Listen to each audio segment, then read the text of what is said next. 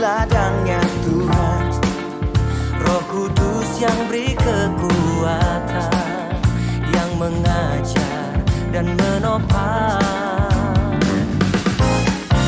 Tiada lelah bekerja bersamamu Tuhan, yang selalu mencukupkan atas segalanya. Ratakan tanah bergelombang, timbunlah tanah yang berlubang, menjadi siap dibangun di atas dasar iman. Ratakan tanah bergelombang, timbunlah tanah yang berlubang, menjadi siap dibangun di atas dasar iman. Ku takkan lelah bekerja di ladangnya Tuhan. Shalom saudara yang dikasih Tuhan, dimanapun saudara berada saat ini. Saya percaya kita semua berlimpah dalam anugerahnya Tuhan. Mari kita bersyukur kepada Tuhan. Kita mau bawa hati kita ibadah bersama-sama. Mari saudara kita berdoa kepada Tuhan. Bapa kami yang di dalam sorga, Engkau yang penuh dengan kemuliaan, kami bersama umat-umat-Mu menyembah Engkau, datang di hadapan-Mu. Tuhan, melalui kuasa Roh-Mu, biarlah Engkau mengurapi kami semua. Nyatakan hadirat-Mu, suasana surga mengalir di dalam setiap hati kami Tuhan. Terima kasih Bapa, kami persembahkan ibadah kami hanya kepada Tuhan. Dalam nama Yesus, haleluya. Amin.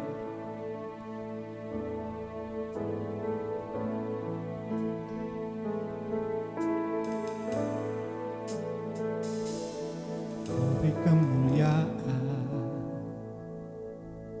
dan hormat, ku angkat suara pujian, ku agungkan nama-Mu, ku beri kemuliaan dan hormat, ku angkat suara pujian, ku agungkan nama-Mu, sebab Kau besar, perbuatan-Mu ajaib, tiada seperti Engkau, tiada seperti Engkau, sebab Kau besar, perbuatan-Mu ajaib, tiada seperti Engkau, tiada seperti Engkau.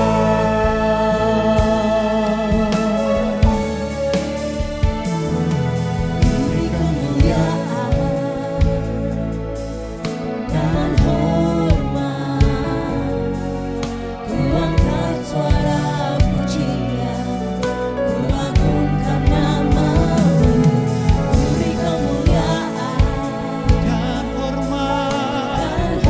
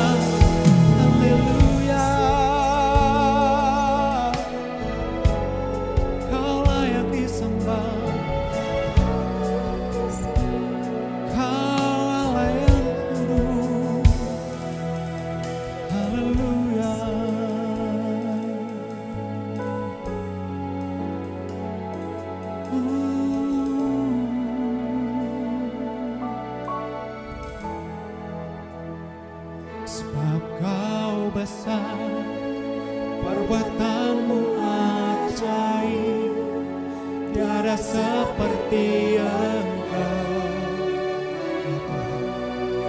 Tiada seperti Engkau, sebab Kau besar, Perbuatanmu ajaib, tiada seperti Engkau, tiada seperti Engkau. Kau besar, perbuatanmu ajaib, tiada seperti Engkau. Sungguh hanya Engkau yang berdaulat, hanya Engkau yang berkuasa. Perbuatanmu ajaib, tiada seperti Engkau, tiada seperti Engkau. Kau Allah yang besar, sebab Kau besar, perbuatanmu ajaib, tiada seperti Engkau, tiada seperti Engkau. Sebab Kau besar, perbuatanmu ajaib, tiada seperti Engkau, tiada seperti Engkau. Lebih lagi katakan, sebab Kau besar, perbuatanmu ajaib, tiada seperti Engkau, tiada seperti Engkau. Sebab Kau besar, perbuatanmu ajaib, tiada seperti Engkau, tiada seperti Engkau, tiada seperti Engkau, tiada seperti Engkau,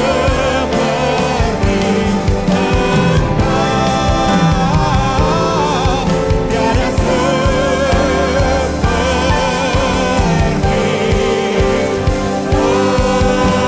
Engkau.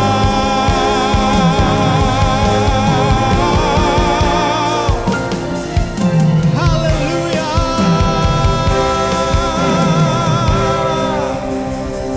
Berikan sorak-sorai bagi Allah kita. Haleluya.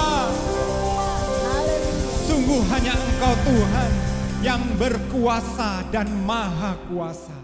Biarlah hati kami berlimpah dengan kekaguman akan Engkau. Kami mau lebih lagi Tuhan memuliakan Engkau. Dalam nama Yesus, semua yang siap memuji Tuhan katakan amin. Berikan tepuk tangan lebih lagi buat Allah kita. Kita mau serukan nama Tuhan dengan lebih dahsyat lagi. Haleluya.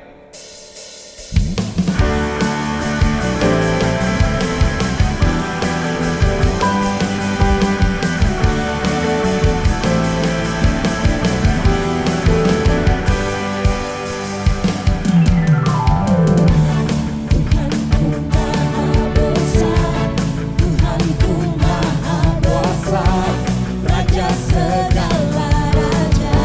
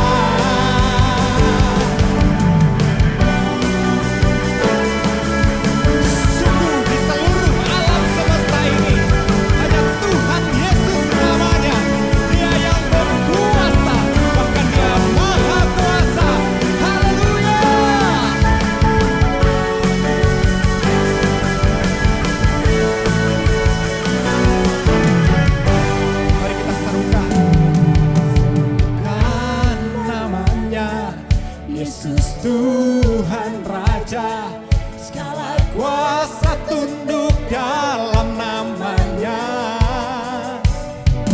Dia Luar biasa, perkasa, mulia, Yesus nama Dia atas segala nama. Serukan, serukan namanya, Yesus Tuhan Raja, segala kuasa tunduk dalam namanya. Luar biasa, perkasa, mulia, Yesus nama Dia atas segala nama. Yesus nama Dia atas segala nama.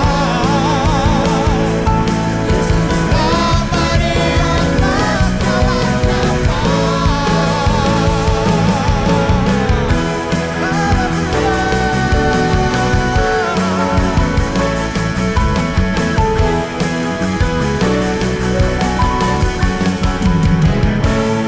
Haleluya, Allah kita dahsyat. Dialah Allah yang maha kuasa. Oleh sebab itu, saat Allah ada di pihak kita, tidak ada satupun yang bisa menandingi Allah yang penuh kuasa di dalam hidup kita. Haleluya.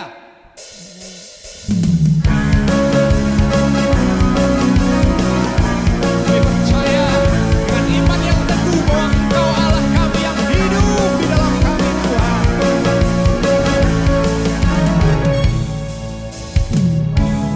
Siapa kau bandingkan kekuatannya yang heran? Dengan iman katakan, Tak ada kerjaan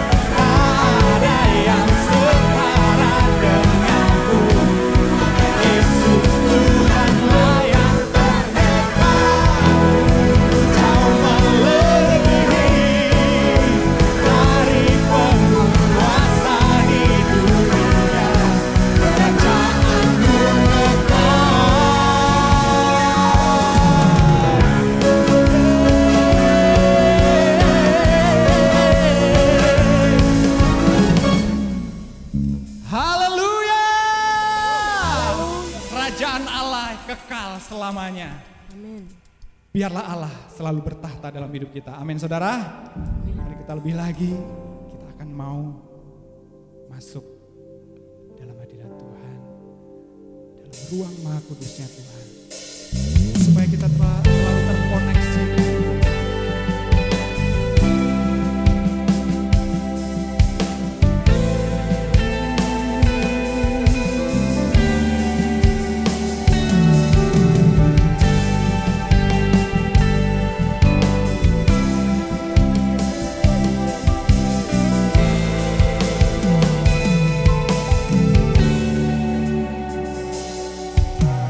Kasih-Mu layak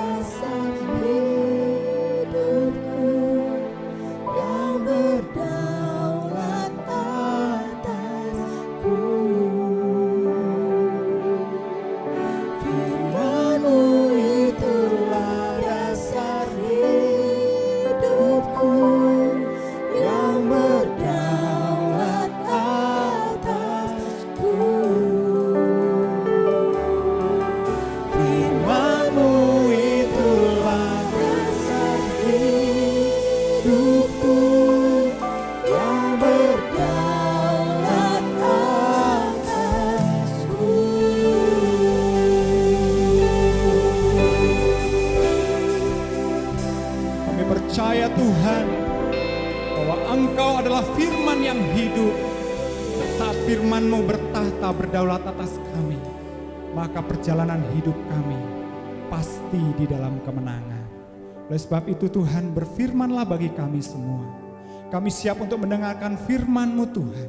Urapan-Mu atas kami, urapan-Mu atas hamba-Mu Tuhan. Firman yang berkuasa akan mengubahkan kami. Dalam nama Tuhan Yesus Kristus. Haleluya. Amin. Shalom, puji Tuhan. Selamat berjumpa kembali di ibadah online kita yang terakhir di tahun ini. Tanggal 29 Desember 2024, kita bersyukur bahwa pada hari ini kita boleh ada, kita boleh sehat, kita boleh selalu diberkati sekalipun lewati banyak kesulitan, banyak persoalan yang kita hadapi sepanjang tahun ini. Bapak Ibu Saudara, kita tentunya ingat bahwa tahun 2024 bukanlah tahun yang mudah. Kenapa? Karena kita lihat seluruh dunia, ya, khususnya di Indonesia dan juga yang kita hadapi saat-saat ini, ada begitu banyak persoalan, kesulitan, ya, problem yang kita alami. Nah, hari ini saya coba membagikan firman Tuhan dengan judul yang tidak tergoncangkan. Dari catatan saya hari ini kita bisa melihat beberapa hal yang sedang dialami oleh Indonesia khususnya, ya. Saat ini kita melihat bahwa kondisi ekonomi Indonesia sedang sangat berat.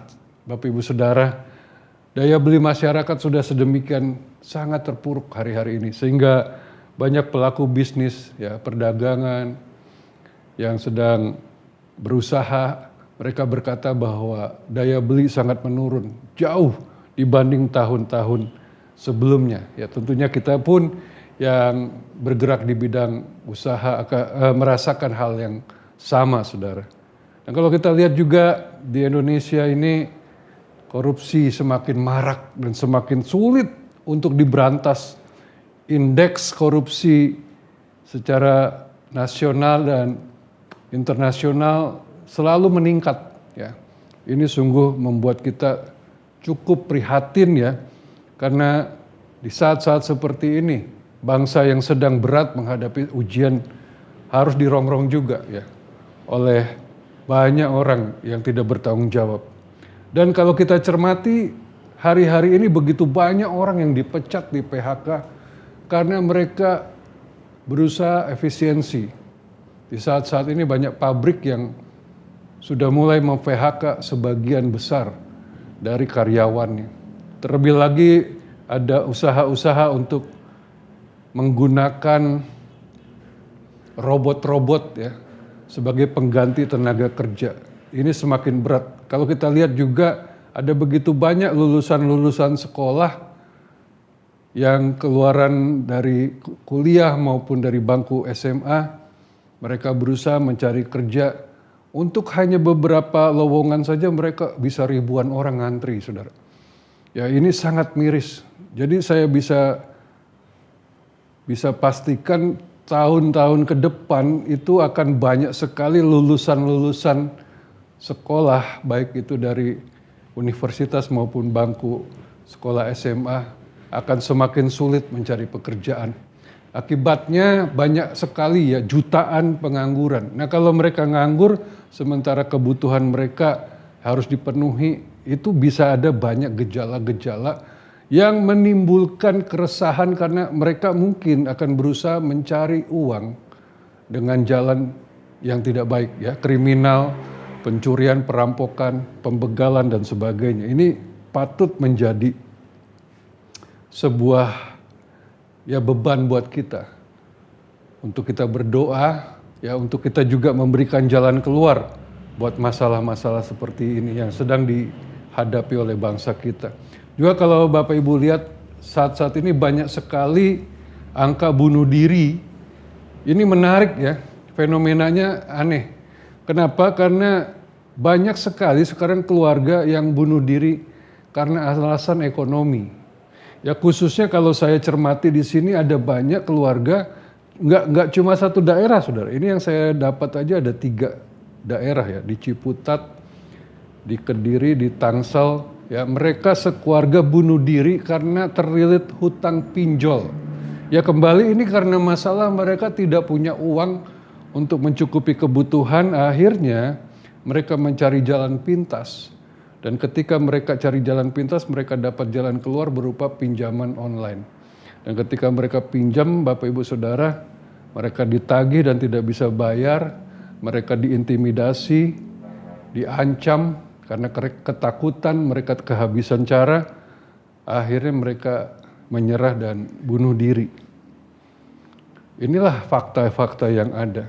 Dan kalau kita lihat masalah dalam rumah tangga juga semakin mengerikan. Kita banyak mendengar hari-hari ini pembunuhan-pembunuhan yang dilakukan tidak masuk akal. Di sini ada kasus anak bunuh orang tua.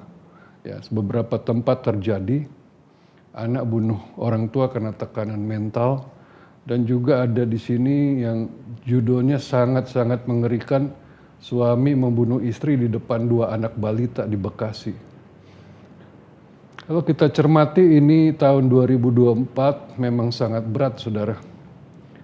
Dan saya tidak tahu apakah tahun 2025 ya akan semakin berat atau seperti apa. Karena memang kalau dilihat belum ada solusi yang tepat. Ya kita memang tahu bahwa di akhir zaman segala-galanya akan semakin sulit. Nah kemudian ditimpali oleh kenakalan-kenakalan remaja yang seringkali meresahkan masyarakat dengan tawuran, dan mereka mencuri, merampok, membegal dengan cara-cara yang sadis. Ya, saudara lihat di gambar itu banyak anak-anak muda ditangkap membawa senjata-senjata yang mengerikan. Ya, jadi mereka bukan sekedar mencuri tapi sudah berniat membunuh, saudara. Ya, kemudian kalau kita lihat isu-isu sosial di Indonesia, survei mengatakan bahwa komunitas LGBT terus berkembang ya di skala nasional maupun global. Bahkan mereka berani mengadakan demo untuk meminta hak mereka ya di bangsa ini supaya dianggap sama ya kalangan gay LGBT ya. Ini sangat meresahkan karena orang-orang tua saat ini jadi ketakutan ketika anaknya salah gaul, saudara. Kemudian kalau kita lihat kondisi peperangan di seluruh dunia hari-hari ini semakin memanas. Israel berperang melawan Palestina dan belum ada tanda-tanda akan berhenti. Saya melihat inilah memang tanda akhir zaman, di mana pada akhirnya Israel harus menguasai semua dan membangun bait Allah yang nanti akan dipakai antikris. Kemudian Rusia juga tegaskan perang ini tidak akan berakhir ya, tidak akan berakhir dan akan terus berlanjut ya perang dengan Ukraina. Jadi saudara bisa bayangkan betapa beratnya kehidupan saat ini.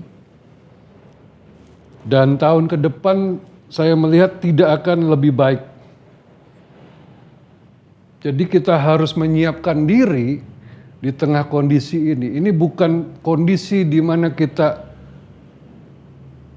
kalau kebanyakan orang pengennya dihibur ya, artinya pengennya dikasih berita-berita baik saja ya selama mereka di gereja supaya mereka ya mungkin dininabobokan. Tapi saya mau bicara jelas bahwa segala sesuatu sedang digoncangkan. Jadi ini bukan kabar yang baik, tapi kita harus bersiap siaga. Karena itu saya akan coba membagikan dari firman Tuhan tentang kondisi yang sedang kita alami ini. Yang pertama harus kita ketahui bahwa segala sesuatu di dunia ini sedang digoncangkan. Ibrani 12 ayat 26 sampai 28 berkata begini. Waktu itu suaranya menggoncangkan bumi, tetapi sekarang ia memberikan janji. 1 kali lagi aku akan menggoncangkan bukan hanya bumi saja, melainkan langit juga. Ayat 27, ungkapan 1 kali lagi menunjuk kepada perubahan pada apa yang dapat digoncangkan, karena ia dijadikan supaya tinggal tetap apa yang tidak tergoncangkan. Ayat 28, jadi karena kita menerima kerajaan yang tidak tergoncangkan, marilah kita mengucap syukur dan beribadah kepada Allah menurut cara yang berkenan kepadanya dengan hormat dan takut. Bapak Ibu Saudara, inilah fakta di akhir zaman bahwa Tuhan mengizinkan goncangan terjadi di seluruh dunia. Ya, di seluruh dunia secara global. Kenapa itu terjadi? Kenapa semua digoncangkan? Ayat 27 dikatakan, ungkapan satu kali lagi menunjuk kepada perubahan pada apa yang dapat digoncangkan. Karena ia dijadikan supaya tinggal tetap apa yang tidak tergoncangkan. Jadi maksud ayat ini adalah sesuatu itu atau dunia itu digoncangkan supaya kelihatan siapa yang bisa tinggal tetap dan yang tidak tinggal tetap. Jadi digoncangkan supaya ketahuan siapa yang bisa bertahan dan yang tidak bisa bertahan. Maksudnya itu. Nah,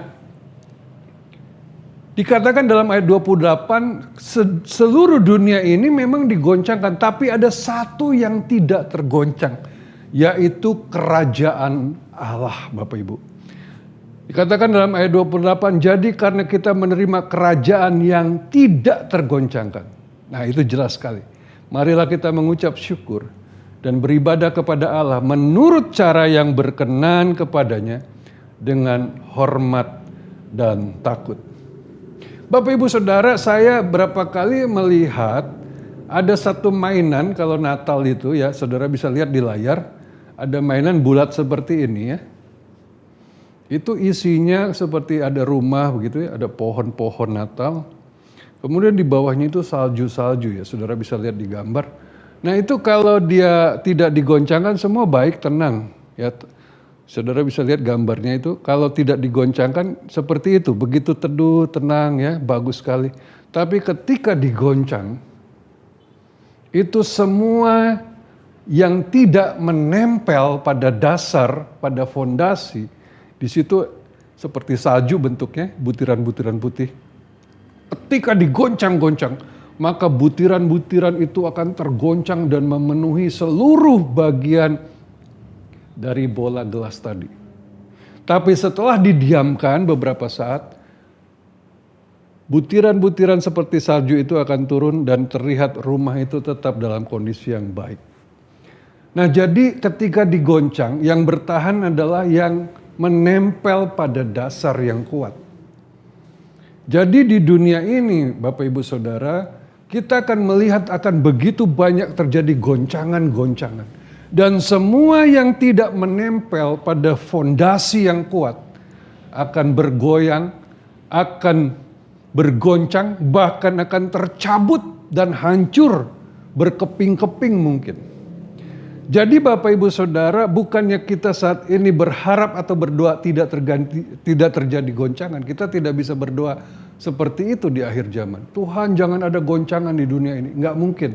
Tapi yang sekarang kita harus lakukan adalah pastikan dirimu berada di lokasi atau tempat. Engkau menempel di satu tempat yang tidak bergoncang. Ya. Pastikan bahwa dirimu, keluargamu, usahamu, bisnismu, dan apapun yang kau miliki menempel pada sesuatu yang tidak bergoncang. Dan ayat 28 tadi dari kitab Ibrani 12 dikatakan, karena kita menerima kerajaan yang tidak tergoncangkan. Jadi jelas Bapak Ibu Saudara, kalau engkau tidak ingin ikut tergoncang di tengah dunia yang sedang bergolak, sedang bergoncang habis-habisan, maka engkau harus menempel, engkau harus tinggal di dalam kerajaan yang tidak tergoncangkan. Itu maksudnya. Segoncangan sebesar apapun, dia akan tetap teguh berdiri. Sementara yang lain kacau, ya, berantakan, tercabut, ya, benar-benar rusak dan sebagainya. Tapi kalau engkau menempel pada kerajaan Allah, engkau akan kuat dan tidak tergoncang. Itu maksud dari ayat ini. Karena itu pastikan Bapak Ibu Saudara bahwa landasan hidupmu bukanlah dunia ini. Karena dunia ini goncang. Landasan hidupmu bukan uang. Karena uang seluruh dunia sedang digoncang. Landasan hidupmu bukan pengetahuan. Pengetahuan akan digoncang. Dan semakin hari pengetahuan makin mengerikan, saudara. ya, makin mengerikan. Dunia dikuasai oleh kepintaran-kepintaran yang sangat luar biasa hari-hari ini. Dan kita rasanya sudah tidak sanggup lagi melawan. Ya, segala-galanya akan digoncang. Mungkin pangkat kedudukan kita pun akan digoncang sedemikian rupa. Karena itu pastikan engkau tinggal dan ada di dalam kerajaan. Nah, bagaimana caranya? Yang pertama, saudara, kita harus sadari bahwa hal tentang kerajaan sorga itu mau nggak mau, suka nggak suka, saudara harus benar-benar hayati dan hidupi. Saya tidak punya solusi lain di akhir zaman ini selain kerajaan Allah. Tanpa itu kita tidak akan bisa bertahan, apalagi untuk menang. Inilah satu-satunya yang Tuhan tinggalkan untuk kita bertahan dan menang. Jadi bagaimana supaya kita tinggal dan melekat di dalam kerajaan? Yang pertama adalah izinkan Yesus memerintah sebagai Raja dalam hidup kita. Kalau kita ingin hidup di dalam kerajaan Allah, maka ketahuilah kerajaan itu bicara tentang pemerintahan. Dan dalam Matius 6 ayat 10 dikatakan, datanglah kerajaanmu, jadilah kehendakmu di bumi seperti di sorga. So, ini sangat jelas bahwa kehidupan dalam kerajaan Allah bukan kehendak kita yang penting, tapi kehendak Tuhan, kehendak Bapa di sorga. Jadi ketika saudara ingin hidup dalam kerajaan, nomor satu yang harus saudara sadari, siapa yang memerintah dalam hidup kita? Apakah ambisi kita yang memerintah? Apakah yang memerintah hidup kita adalah uang, kita disuruh ini, suruh itu, ya karena semua fondasinya, motivasinya cuma uang, kemana saja uang mengarahkan kita, kita ikuti. Apakah itu pemerintah yang memerintah hidup kita? Ataukah kesenangan dunia, ataukah hawa nafsu yang memerintah kita, sehingga kita ikuti kemana saja? Tapi saya mau pastikan satu hal, ketika engkau ingin tidak bergoncang menghadapi masa yang berat ini, pastikan yang memerintah hidup kita adalah Tuhan Yesus. Sehingga kehendaknya terjadi dalam hidup kita. Di bumi seperti di sorga. Bukan kehendak kita lagi. Kita benar-benar minta Tuhan perintah. Perintahlah aku. Apa yang kau mau dalam hidupku. Lakukan firman. Karena banyak di akhir zaman orang berkata, Tuhan, Tuhan. Bukankah aku melakukan ini itu untukmu? Tetapi Tuhan berkata, aku tidak mengenal engkau. Enyahlah dari hadapanku. Menyebut nama Tuhan itu mudah. Sebutan Tuhan itu gampang keluar dari mulut. Tapi ketahuilah, kata Tuhan itu kurios. Artinya penguasa hidup kita. Harusnya kalau kita panggil dia Tuhan, kita harus taat kehendaknya. Nah ini yang sulit, saudara. Di tengah zaman seperti ini banyak orang hidup semau-maunya hanya untuk kesenangan dirinya. Tapi saya mau pastikan, Yesuslah yang memerintah hidup kita, saudara. Yang kedua, bagaimana supaya hidup kita tidak tergoncang dan kita tinggal dalam kerajaannya? Yang kedua adalah kita mencari kerajaan Allah dan kebenarannya. Matius 6 ayat 33 berkata begini. Akan tetapi carilah dahulu kerajaan Allah dan kebenarannya. Maka semuanya itu akan ditambahkan kepadamu. Bapak ibu saudara, kebanyakan orang berpikir bahwa kerajaan Allah itu gereja. Itu salah. Kenapa? Karena gereja belum tentu kerajaan Allah. Karena kita lihat hari-hari ini, gereja tidak merepresentasikan kerajaan Allah. Di dalamnya begitu banyak kekacauan, keserakahan, banyak sekali konflik, pertikaian, kepentingan diri, cari panggung, cari popularitas, ya, perebutan aset. Wow, bahkan di negara-negara barat, ya, kalau saudara pergi ke gereja, hati-hati karena banyak sekali gereja yang berafiliasi dengan LGBT. Bayangkan saudara, terang dunia sekarang sudah menjadi agen kegelapan. Jadi kerajaan Allah bukan gereja, salah saudara kalau anggap seperti itu. Kerajaan Allah adalah kerajaan Allah, bukan gereja. Karena gereja sudah banyak sekali yang tersesat. Nah Bapak Ibu Saudara, mencari kerajaan Allah artinya kita mempelajari apa itu kerajaan. Menyelidiki sedalamnya dan berusaha menghidupi nilai-nilai yang ada di dalamnya. Nanti ada poin berikutnya, saudara. Jadi kita bukan sekedar tahu, tapi kita menyelam, ya, mempelajari secara dalam dan bukan cuma mempelajari saja, tapi mengubah semua konsep kita tentang kebenaran. Apa yang kita pernah dengar dari orang-orang, dari hamba-hamba Tuhan, dari pendahulu-pendahulu kita harus kembali direnungkan ulang sesuai kacamata kebenaran kerajaan Allah. Apa yang tidak sesuai saudara harus singkirkan. Karena itu kita harus membuka pikiran kita harus membuka hati kita untuk menerima kebenaran yang original dari Tuhan. Kita teliti ulang lagi apa benar demikian. Karena hari-hari ini ya saya dapati sudah sangat banyak penyimpangan-penyimpangan yang dilakukan. Kita harus kembali kepada asal mula. Kita harus kembali kepada basic. Kita kembali pada fundamental firman Tuhan. Bukan pandangan manusia, tapi pandangan dan kebenaran dari kerajaan Allah. Ketika kita mencari kerajaan Allah dan berusaha bersama Tuhan mengubah pola pikir, mengubah ya nilai-nilai kehidupan, perilaku dan sebagainya, maka saudara akan dapati dikatakan janji Tuhan, maka semuanya itu akan ditambahkan kepadamu. Dia berjanji kita akan dipelihara, apa yang kita butuhkan akan diberikan kepada kita, apa yang dicari bangsa-bangsa lain akan ditambahkan. Karena ketika kita menjadi bagian dari kerajaan Allah, maka kerajaan Allah akan mensuplai kita, usaha pekerjaan kita, keluarga kita, akan Tuhan berkati.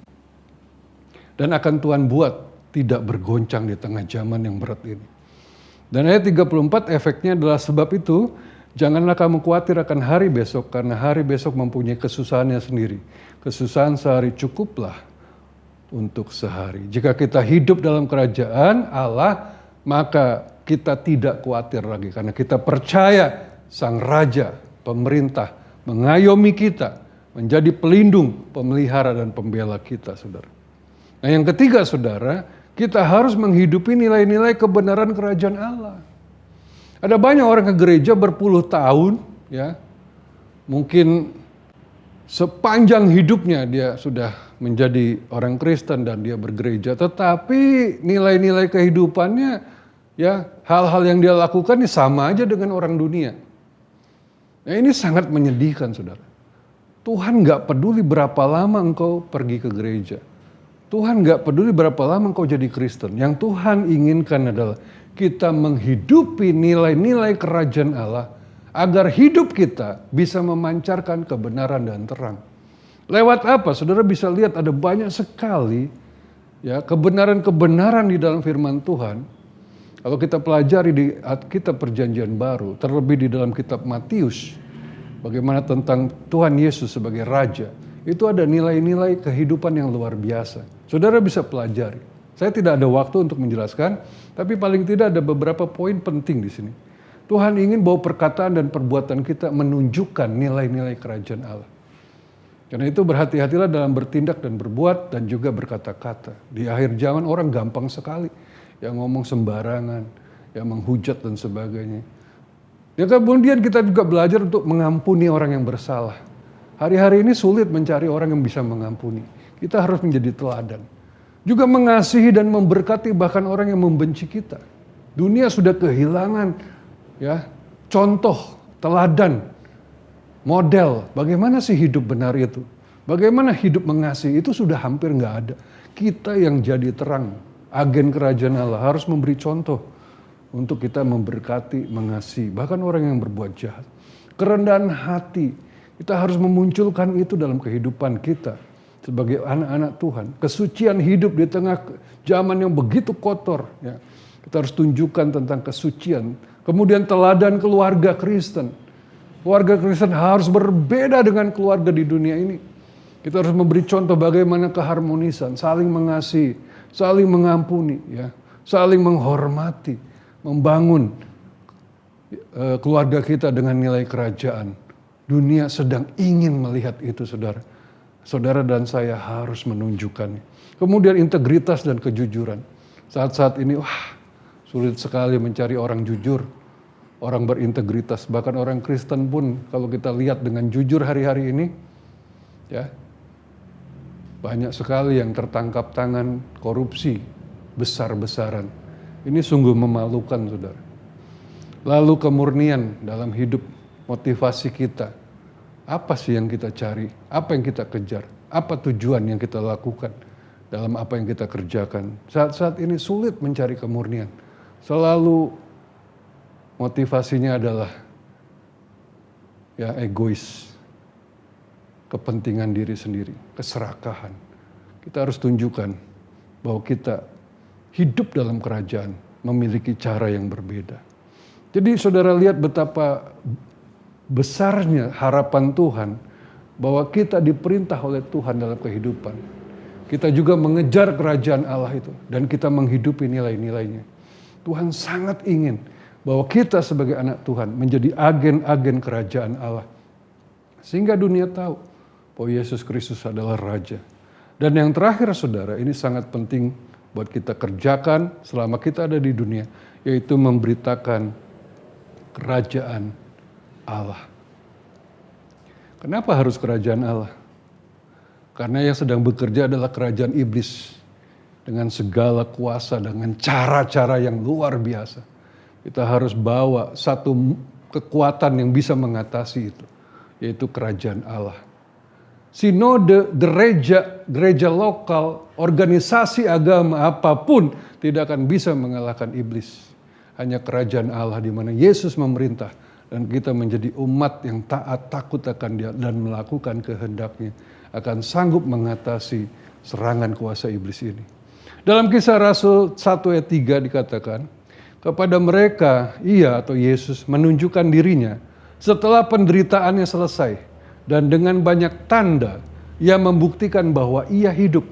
Sebab selama 40 hari Ia berulang-ulang menampakkan diri dan berbicara kepada mereka tentang kerajaan Allah. Ketika Yesus mati selama 3 hari dan kemudian Dia bangkit, maka setelah Dia bangkit Dia masih hidup 40 hari lamanya. Saudara, kalau saudara jadi seperti Tuhan Yesus, dikasih waktu terakhir hanya 40 hari saja. Kira-kira saudara lakukan apa di bumi ini? Kalau hanya dikasih waktu hanya 40 hari saja waktu hidupmu. Pasti engkau akan lakukan hal yang terpenting saja. Yang tidak penting pasti saudara abaikan. Karena waktunya cuma 40 hari. Dan ketahuilah ketika Yesus masih ada waktu 40 hari. Apa yang Dia kerjakan? Cuma satu saudara. Di dalam ayat ini jelas yang saya beri warna kuning. Sebab selama 40 hari Ia berulang-ulang menampakkan diri dan berbicara kepada mereka tentang kerajaan Allah. Jadi jelas sekali ketika waktu sangat singkat, ketika kesempatan yang diberikan sangat terbatas, maka Yesus melakukan hal yang terpenting dalam hidupnya. Apa itu? Memberitakan kerajaan Allah di muka bumi ini. Jadi menurut saya, tidak ada hal yang paling penting bagi Tuhan Yesus di hari-hari terakhirnya selain Dia mewartakan kerajaan Allah supaya sebanyak mungkin orang masuk dalam kerajaannya dan menjadi umatnya, saudara. Artinya orang yang kita beritakan kerajaan Allah ini, mereka di brainwashing supaya hidup pikirannya, perasaannya, hatinya benar-benar mengerti tentang kerajaan Allah dan menghidupi itu. Sehingga dia kuat, dia bertahan dalam setiap goncangan. Bahkan dia menang melawan semua kuasa iblis kegelapan yang sedang mengguncang dunia ini. Itu yang Tuhan harapkan. Dan hari-hari ini adalah hari-hari yang sangat krusial, saudara. Saya harapkan kita berhenti bermain-main lagi dengan kerohanian, dengan kehidupan kita kepada Tuhan. Mari kita serius. Mari kita hidup meminta Tuhan untuk menjadi Raja. Biarkan Dia memerintah kita. Biar kehendaknya saja yang jadi. Jangan kita melawan. Ikuti aja maunya, kehendaknya, firman. Yang kedua, mari kita lebih sungguh lagi mencari kerajaan Allah dan kebenaran. Yang ketiga, mari kita hidupi nilai-nilai kerajaan Allah. Dan yang keempat, beritakan kerajaan Allah. Di rumah, di tempat kerja, dimanapun kita berada. Kita jadi terang dan garam. Maka kita akan bertahan bahkan menang di dalam goncangan yang mengerikan di akhir zaman ini. Itulah yang saya percaya akan sanggup melawan arus yang dahsyat ini. Jadi saudara jangan puas hanya dengan bergereja, jangan puas hanya dengan bahwa saudara sudah melayani Tuhan. tapi pastikan dirimu ada dalam kerajaan Allah. Pastikan dirimu ya terhubung dengan pusat pemerintahan, yaitu Yesus Kristus. Dialah Tuhan, Raja kita sampai selama-lamanya. Amin. Baik, mari kita berdoa. Bapa, terima kasih buat firman-Mu yang sudah disampaikan pada hari ini untuk menutup akhir tahun 2024 menghadapi goncangan yang akan semakin berat. Secara manusia kami takut dan gentar. Kekuatan kami tidak ada artinya dibandingkan kekuatan dahsyat yang sedang menggoncang dunia dengan segala isinya. Hari ini kami bersyukur memiliki solusi. Kami harus hidup dalam kerajaan yang tidak bergoncang, tidak tergoncangkan oleh apapun, yaitu kerajaan Allah. Dan kami ingin hidup di dalamnya. Karena itu kami undang Engkau Tuhan, memerintahlah dalam hidup kami. Biar kehendak-Mu yang jadi, bukan kehendak kami. Kami mau pelajari, kami mau kejar, kami mau cari kebenaran dari kerajaan. Dan kami mau hidupi semuanya dengan kemampuan dari-Mu Roh Kudus. Sehingga hidup kami memancarkan terang. Dan orang-orang bisa melihat kehidupan kami. Dan kami di situ memberitakan kebenaran kerajaan Allah lewat kehidupan kami. Lewat cara kami merespon kehidupan. Lewat karakter-karakter kami yang indah. Sehingga dunia tahu bahwa Yesus Kristus adalah Tuhan dan Raja. Dan kami akan bertahan, bahkan menang menghadapi goncangan sebesar apapun. Karena kami ada dalam kerajaan yang luar biasa kuat, yaitu kerajaan Allah. Berkati kami semua, biar firman ini tidak berlalu sia-sia, tapi kami benar-benar jadikan rema dan kehidupan. Di dalam nama Yesus kami berdoa. Haleluya. Amin. Demikian firman Tuhan. Sampai jumpa lagi di tahun depan. Dan saya berharap kita semua semakin luar biasa di dalam Tuhan. God bless you.